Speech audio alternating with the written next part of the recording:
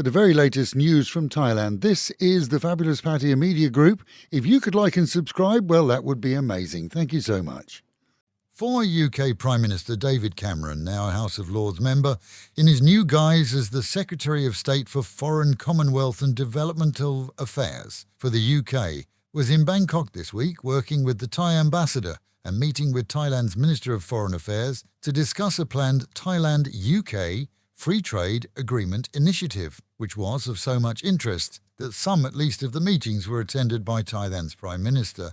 The UK is the first country in Europe with which Thailand now has a strategic partnership, according to the ministry, and good news, as among other issues, was the idea of visa exemptions, which could, if ever approved, see Thais allowed more easily to visit the British shores, and a relaxation of visas to this country too. The UK is said to have supported Thailand's application to join the International Organization for Economic Cooperation and Development. If you scan your electricity bills to pay them, it's time to watch out for fake electricity bills that are being put in mailboxes up and down the country this month, seeing residents pay them but the money going to scammers and not to the power companies. One trick to avoid this is to hold on to older bills and simply use them every month, as your QR code always remains the same for your address. The fake ones, well, they look real, but they're printed in blue and not the standard PEA purple. Becoming more and more popular with the Thai public, the second son of His Majesty the King continued his tour around the nation as a private individual, but gleaning positive media coverage wherever he goes. Now holding not only a Thai ID card but also a Thai passport, Mr. Vatcharazorn enjoys his third visit to the nation after first appearing here back in August, that after a 27-year break. He's told the media that he's keen to live here, clarifying that he's absolutely no interest in politics. It's expected that they will remain here for another month at least to enjoy Songkran.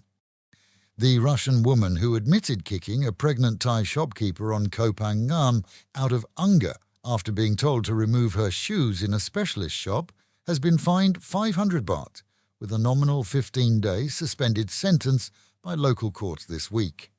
Unlike others, her arrogance melted when she realized the severity of her actions and took on good advice that locally many are enraged by continued loutish behaviour by the dregs of the expat community there. As a result, she did apologise and pled guilty. Chances are that that'll be the end of her problems. For numerous others who deny their guilt, even in the face of video evidence, the outcome isn't likely to be so minor. A British man is facing a lifetime behind bars after Thai cops swooped in on his hotel room and found a significant stash of illegal drugs. Stephen Mullady, or Mulady, was taken into custody after cocaine, methamphetamine and crystal meth were all found to be his, along with weighing scales and packaging. Now charged with drug dealing, he faces a minimum prison sentence here of 20 years. Railway authorities have discovered the remains of a Canadian man under the lip of a station platform. Reported missing by his travelling pals, it's believed that he was smoking a cigarette from a carriage door window and that he fell onto the tracks, crawling into the under-platform space for safety. With a full post-mortem underway and his embassy informed, his passing is not deemed suspicious, and all of his possessions, documents and money were found close by. On Koh Chang, amid media reports of a huge concrete wall and jetty being built out onto state-owned beachland, local authorities claimed that they were unaware of the massive structure which must have taken weeks, if not months, to build. The 12-metre-long jetty, which is 5 metres high and 5 metres wide, must now be deconstructed, according to an order issued yesterday, unless the hotel can show proof of approval, of which we're told none has ever been given.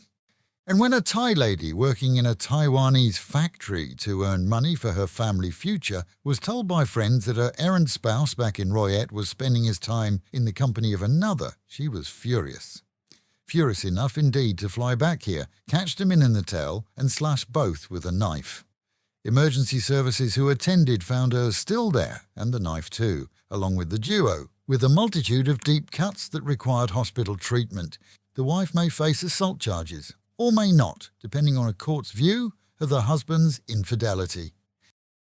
Meanwhile, at home, and welfare teams this week have been caring for a 7-year-old boy who was cruelly beaten repeatedly by his stepfather at a remote slum area near the city. Authorities were called after a corner shopkeeper witnessed the latest attack with a large stick, which saw the child flee and cower with open wounds. It's hoped that he will remain in protective care. Over 200 Jomtien business people have petitioned for a revocation of the so far pointless one-way system now in effect for most of Jomtien Beach Road, arguing that in the weeks since it was set up to allow construction work, absolutely no work has been done. Business for many has seriously suffered. Add to that the heavy congestion caused on the new diversions, and everyone's waiting for a reply. Roadworks in this region are inherently slow, and in many cases never finished by the contractors, but left in a rough state. The plan is to install new lighting, drainage and K-ring at a cost of 5 to 600 million bahts, but the Deputy Mayor undertook to present their grievance to Pattaya City Administration. And locals are preparing for traffic chaos today and tomorrow on the Sukhumvit as the music festival fires up again, this time in the Glua, but with the added obstacle of roadworks at the point where the incoming motorway reaches the Sukh. There, a right turn to Nua and the Glua is blocked, forcing all drivers to turn left and then do a U-turn at the lights of Soi Siang Country Club Road. Those roadworks are promised to be completed by Sunday, by which time music lovers will be returning home in the opposite direction, which is unaffected. That then is an area to avoid for sure. Smog levels here remain in a dangerous level this morning, seeing readings of over 160.